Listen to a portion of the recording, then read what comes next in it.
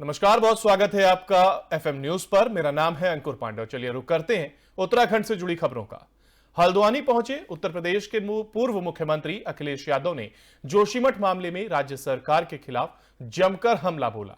उन्होंने कहा कि मुनाफे कमाने के नाम पर सरकार पर्यावरणीय व्यवस्थाओं को दरकिनार करते हुए पहाड़ के लोगों की जान जोखिम में डालने पर लगी है। अखिलेश यादव ने कहा कि लंबे समय से स्थानीय लोग और साइंटिस्ट और भूवैज्ञानिक लगातार सरकार को संकेत दे रहे थे कि यहां एनटीपीसी द्वारा बिजली पैदा करने के नाम पर पूरे पहाड़ को संकट में डाला जा रहा है, लेकिन यह सरकार केवल मुनाफा कमाने के बारे में सोचती है। उन्होंने आगे कहा कि उत्तराखंड, उत्तर प्रदेश, सभी जगह उत्तराखंड के ही मुख्यमंत्री हैं। ऐसे में उत्तराखंड के लोगों पर ही संकट आ रहा है। इससे पहले केदारनाथ से भी इस सरकार ने कुछ नहीं सीखा। वहीं अखिलेश यादव ने राहुल गांधी की भारत जोड़ो यात्रा पर पूछे गए सवाल पर कहा कि भारत जोड़ो यात्रा कांग्रेस का अपना राजनीतिक कार्यक्रम है। उन्होंने मुझे आमंत्रण दिया, इसके लिए मैंने राहुल गांधी जी को धन्यवाद दिया, लेकिन हमारी राजनीतिक पार्टी की अपनी मर्यादा है। वहीं दूसरी तरफ आगामी 2024 के चुनाव को लेकर उन्होंने कहा कि 24 का चुनाव से पहले अभी बीजेपी के 22 की ही घोषणाएं पूरी नहीं हुई हैं। ऐसे में इस बार उत्तर प्रदेश से ही भाजपा केंद्र की सत्ता में आई थी और उत्तर प्रदेश से ही भाजपा बेदखल होगी और समाजवादी पार्टी ही इसकी शुरुआत करेगी। और जिस समय उत्तराखंड बना, लोगों को भरोसा और उम्मीद ये थी कि विकास बहुत होगा और उत्तराखंड खुशहाली के रास्ते पे जाएगा। इधर जो देखने को मिल रहा है, जो न केवल भारत बल्कि दुनिया देख रही है कि जोशीमठ में क्या हुआ है। जो हमारा विकास जिस गति से होना चाहिए था, विकास को विनाश की तरफ नहीं ले जाना था, और जो पैरामीटर्स होते हैं विकास के, उन पैरामीटर्स का पालन करना चाहिए था। उत्तराखंड के पहाड़ कच्चे हैं। एक्सपर्ट, साइंटिस्ट या जो रिसर्च करते हैं, एनजीओज चलाते हैं, उन्होंने समय समय पर सरकारों को सावधान किया।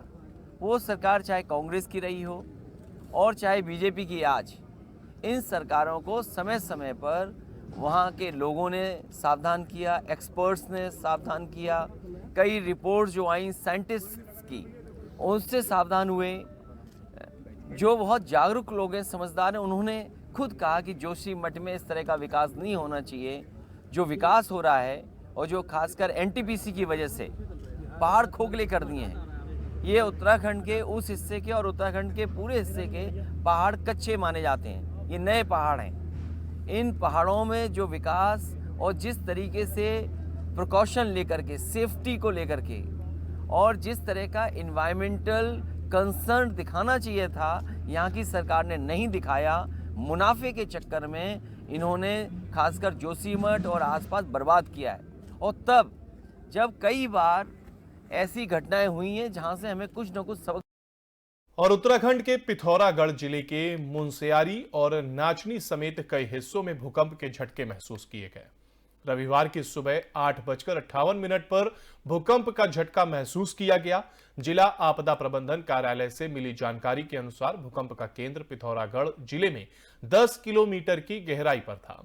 भूकंप की तीव्रता रिएक्टर स्केल पर 3.8 मैग्नीट्यूड मापी गई और आपदा प्रबंधन कार्यालय से मिली जानकारी के अनुसार भूकंप से किसी तरह का नुकसान नहीं हुआ है। हालांकि भूकंप आने से लोगों में अफरा तफरी मच गई और इस भूकंप के आने से जब ये अफरा तफरी मची, ऐसे में लोग कहीं ना कहीं हैरान और परेशान नजर आए।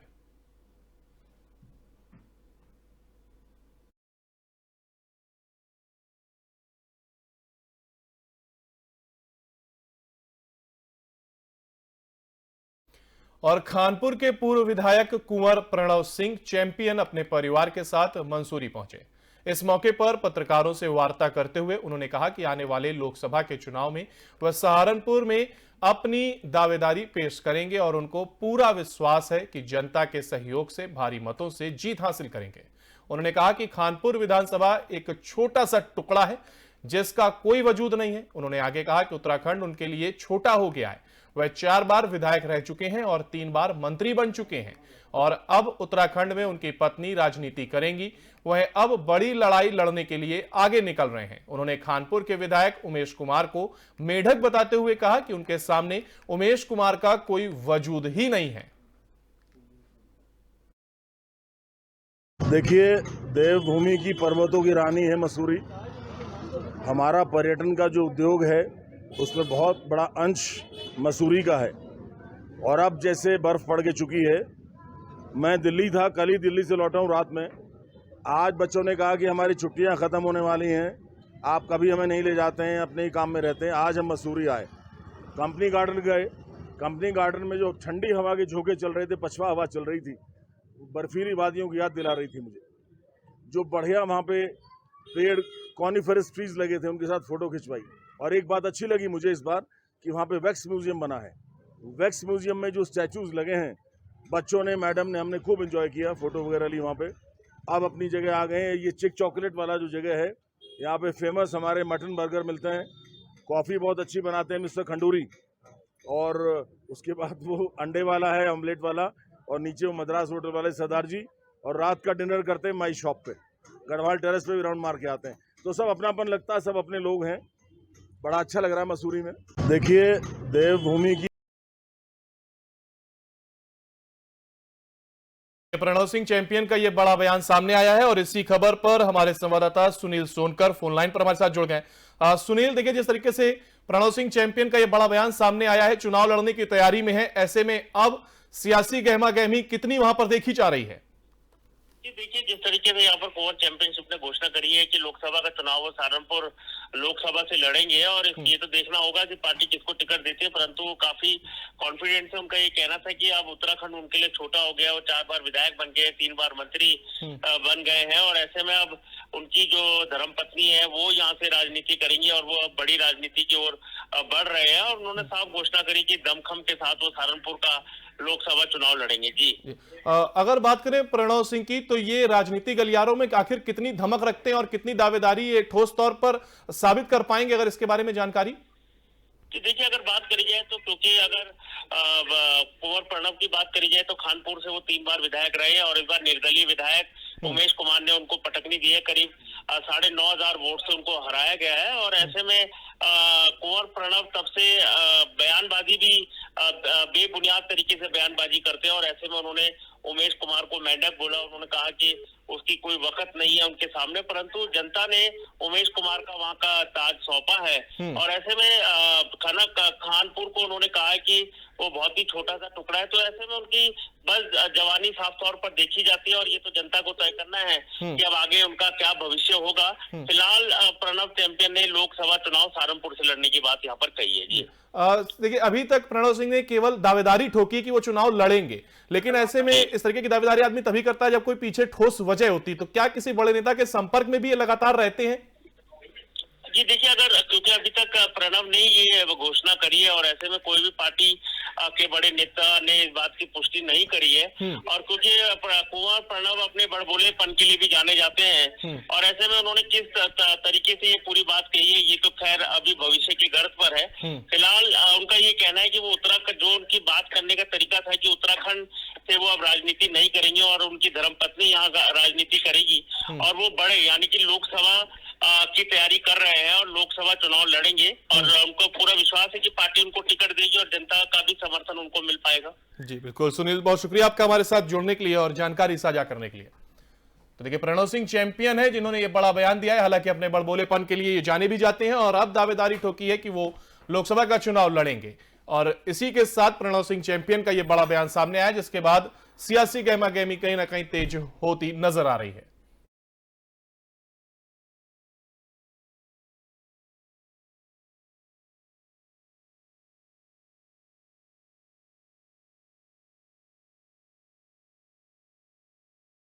चलिए बढ़ते हैं अगली खबर की ओर। जनपद टिहरी गढ़वाल के देवप्रयाग विधानसभा के कीर्तिनगर ब्लॉक सभागार में भारतीय जनता पार्टी के नवनिर्वाचित मंडल अध्यक्षों का कार्यकर्ताओं द्वारा भव्य स्वागत किया गया।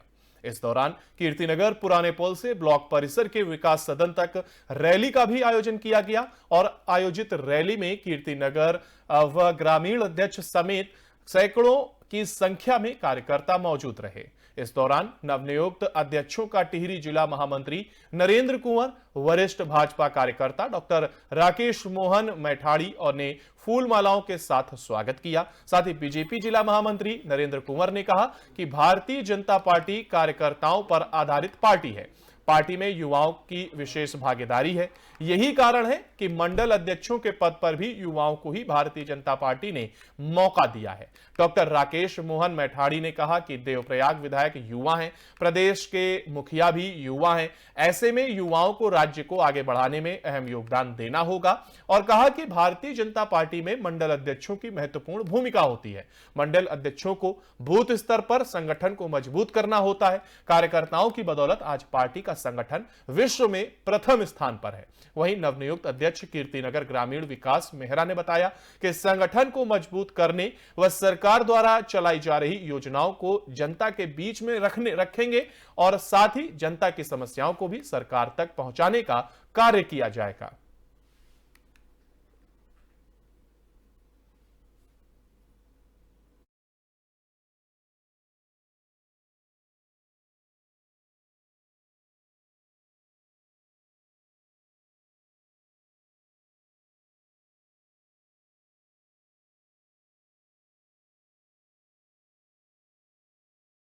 और हरिद्वार के सुमन नगर में विभागीय अधिकारियों की मौजूदगी में करीब आधा दर्जन अवैध कॉलोनियों पर बुलडोजर चलाया गया है। कॉलोनी में हुए रास्ते निर्माण को आंशिक ध्वस्त करने के बाद अधिकारियों ने निर्माण धारकों को चेतावनी भी दी है।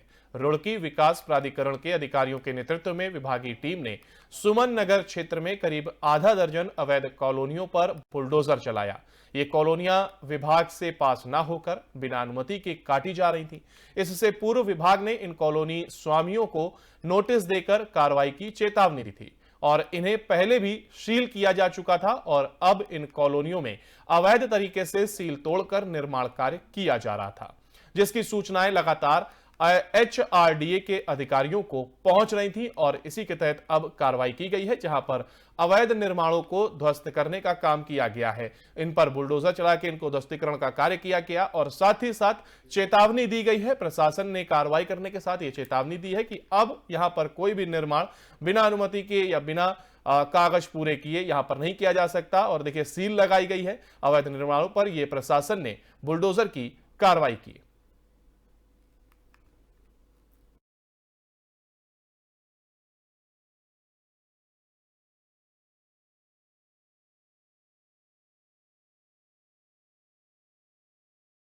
और ड्रग्स फ्री देवभूमि मिशन के तहत अल्मोड़ा पुलिस को बड़ी कामयाबी मिली है। अल्मोड़ा पुलिस टीम द्वारा लोदिया बैरियर पर चेकिंग के दौरान 2 लोगों से 2.5 किलो से अधिक चरस और इलेक्ट्रॉनिक तराजू बरामद कर अभियुक्त को गिरफ्तार किया गया। आरोपी के खिलाफ NDPS एक्ट के तहत मुकदमा दर्ज कर कार्रवाई की गई और दोनों अभियुक्त को जेल भेजा गया है। और वहीं बरामद किए गए चरस की कीमत 2.5 लाख रुपए से ज्यादा बताई जा रही है।